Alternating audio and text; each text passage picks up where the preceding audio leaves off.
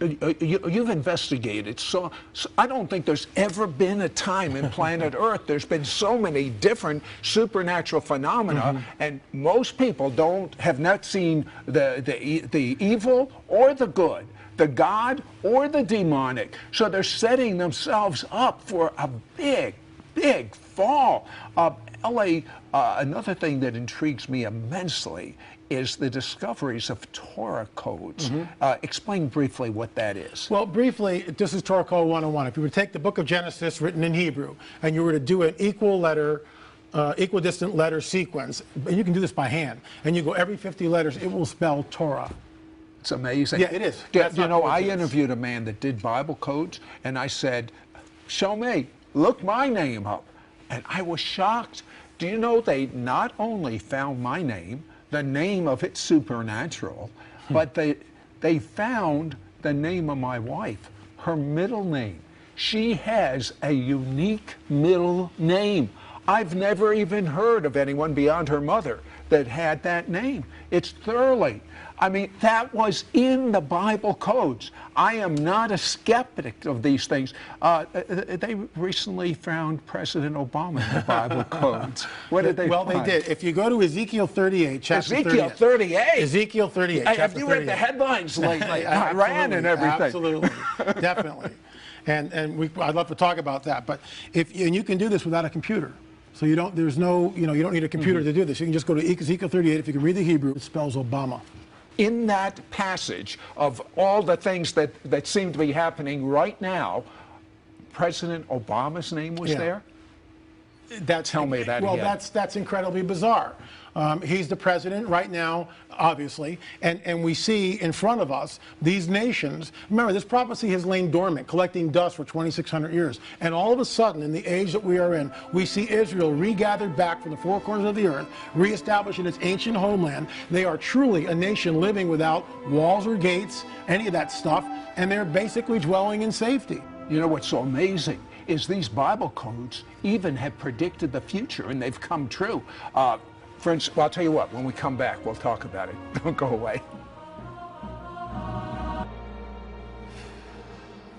Sid Roth here with L.A. Marzulli. And L.A., we're talking about the Bible codes, which are fascinating. But what if you took another large book, like, say, War and Peace, and look for predictions in that using the Bible code? What would you find? It doesn't work. Plain and simple. It just doesn't work. It's not even remotely the same. But there are things of predicting the future. For instance, the Prime Minister of Israel, Rabin. Tell me about that. Well, there was a Bible code that was done with Yitzhak Rabin's name, and in a very tight grouping of letters. Yitzhak Rabin, assassin will assassinate. This was done a priori before the event. That's very pretty specific. Intense. Absolutely. But it even gets wilder than that. Someone found it and went to the Israeli authorities, but obviously they didn't pay any attention.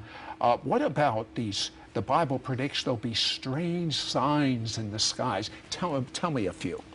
Well, certainly we're looking at objects around the sun that NASA seems to redact. Those images from the SOHO twin satellites, redact meaning they brushed them out several hours after researchers will look at them.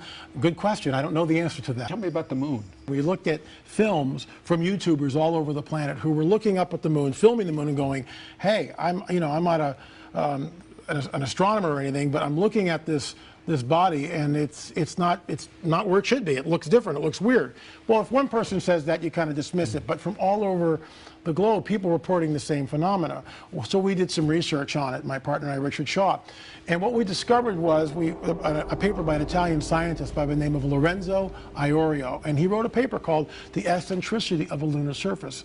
He thinks that there's a large body coming into the solar system, which is perhaps making the moon act in an erratic way. Well, there was actually a Torah code about the moon in a particular year. Explain that. Well, the Torah code, which is really interesting, because when this was all happening, my partner Richard Shaw sent it to the rabbis, and so they did a Torah code, and it said, moon will be observed in the date, basically 2011. And anomalies in the lunar surface will be observed in 2011. So the Torah code sort of corroborated what we had been investigating, which I found absolutely fascinating. He has an understanding of the mark of the beast I have never heard before, and it rings true. I think it's historic what you're going to share. Will you do that right now? I'd love to, and thank you for allowing me to do this. We see in Matthew 24, Yeshua states something, as in the days of Noah, so it will be when the Son of Man returns. Alluded to that before. What differentiates those days are the presence of the fallen angels. But there's also some other dynamics in that passage which we overlook. One of them in particular is the length of lifespan. 5, 6, 7, 900 years old people lived, and I believe that's literal. They lived to 900 years or older, okay? Hold that thought, then jump over to the book of Revelation. It says, and we all get this one, that anyone who takes this mark will not be able to buy, sell, or trade. That's an easy one, right? But then we find out that anyone who takes this mark, whatever this thing is, grievous sores will appear over the body. Then we find out in the book of Revelation also, anyone who takes the mark is immediately thrown into the lake of fire. There's no grace, there's no mercy. It's just, you've got the mark, bam, you're in a lake of fire. Not my words. Those are the words of Yeshua, and those are in the book of Revelation. A little further on, we read something which is not necessarily tied into the mark of the beast, but here's the deal. It says that in those days, the days of the mark, men and women will seek death and not find it. How can that possibly be? I've held the chip from Dr. Lear in my hand. I've asked him point blank, what is this thing doing? It's changing the DNA. This thing, and this is how they're going to do it. This is the chip that people that go into flying saucers have the surgery. These are the prototypes. By the way, did this doctor find that these people were loonies? No, not at all. All these people that have been abducted, most of them, I would say well over 90%, do not want any notoriety. In fact, they seek anonymity. They're not interested in any type of publicity. They just want the thing out. Why doesn't the U.S. reveal all the information they have on flying saucers? Other nations have done it. Well, the other nations have done it. Greece, the United Kingdom, France, Belgium, Germany, Japan, Mexico, Brazil. They've all released, I should say, what were at one time top secret documents.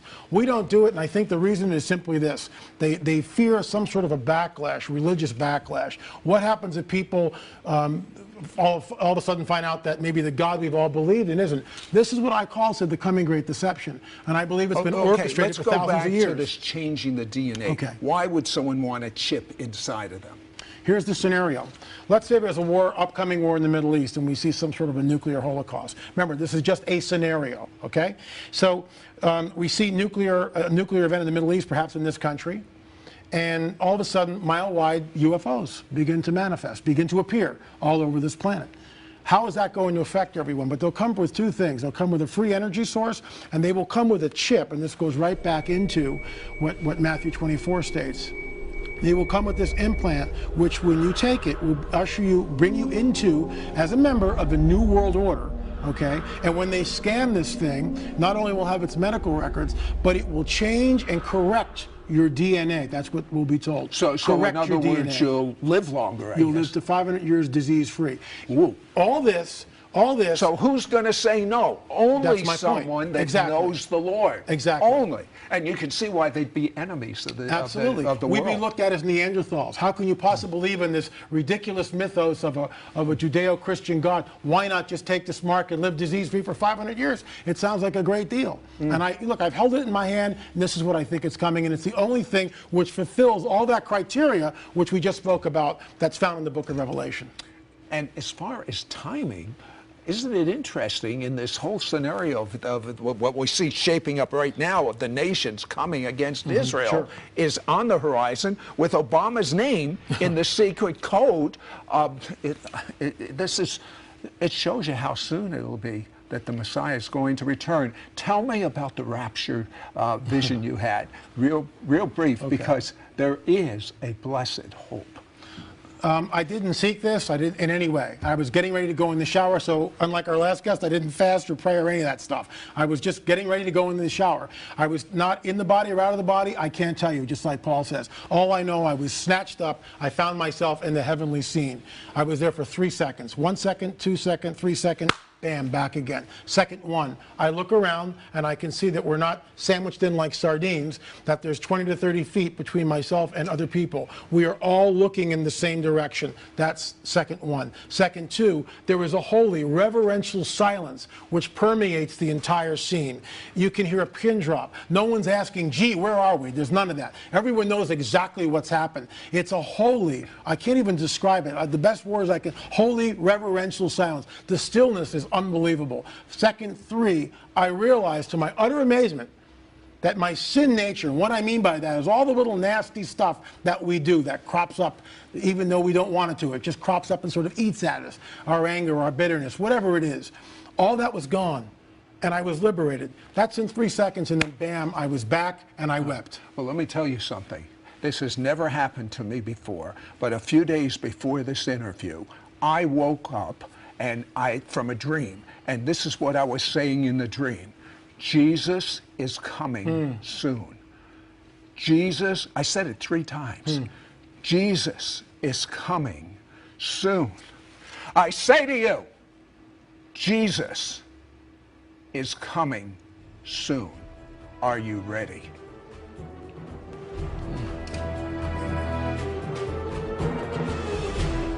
An increase in wars and rumors of wars, mass flooding, spontaneous outbursts of Arab unrest, increase of earthquakes, tsunamis and volcano activity, unexplained sinkholes, massive spontaneous bird and fish deaths, increased sightings of UFOs, claims of alien abductions, Torah code prophecies that predict what's happening in the news today.